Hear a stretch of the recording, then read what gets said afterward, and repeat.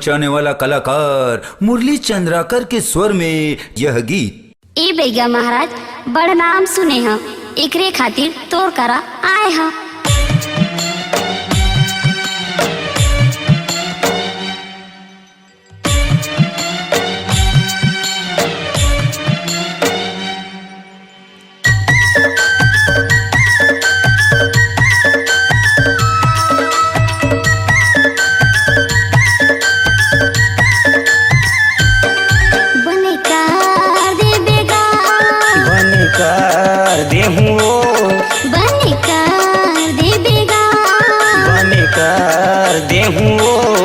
मोरे बेटी लगो धरे बैगा बने कार दे बेगा।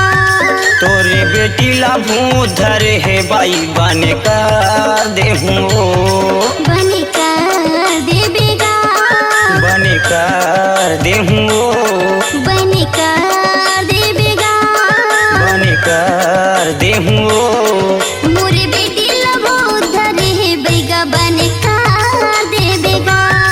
तोरे बेटी लाभू धरे है बाई बने कर देहूँ।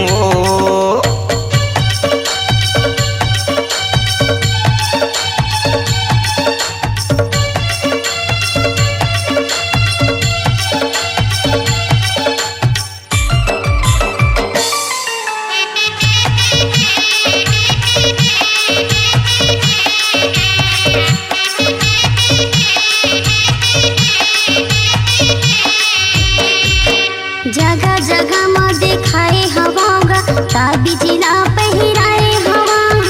तोरे मेरा नीलाए हवागा, तोरे मेरा नीलाए हवा।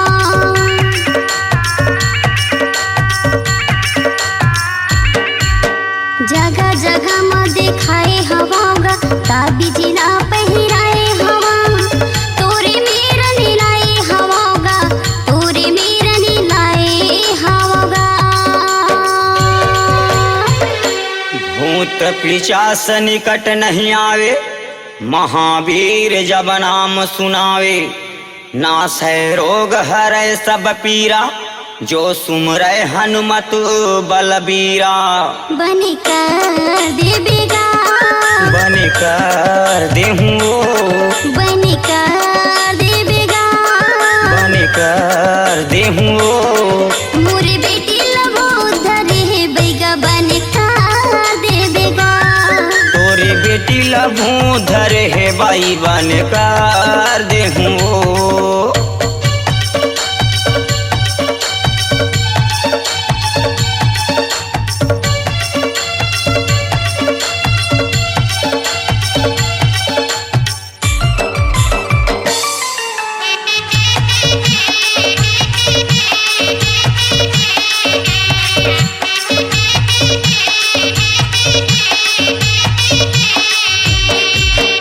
लादे लादे तैली मऊ नहीं रहे वो सब बिकाऊ।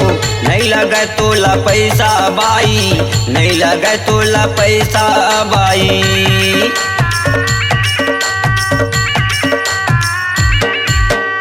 लादे लादे तैली मऊ नहीं रहे वो सब बिकाऊ। नहीं लगे तोला पैसा बाई, नहीं लगे तोला पैसा बाई। ओ जैसन करबे तैसन कर ले, मोर बेटी के दुखला हर ले। संकट काट दे मिटा दे पीरा, तोला दे हूँ सोना चांदी हीरा। बने कर दे बेगा, बने कर देहूँ, बने कर दे बेगा, बने कर देहूँ। मोरे बेटी लगो धरे बैगा बने कर दे बेगा। तोरे बेटी लाभू धरे है बाई बने कर देहूँ, बने कर दे बेगा, बने कर देहूँ, बने कर दे बेगा, बने कर देहूँ। मोरे बेटी लगो धरे बैगा बने कर दे बेगा। तोरे बेटी लाभू धरे है बाई बने कर देहूँ।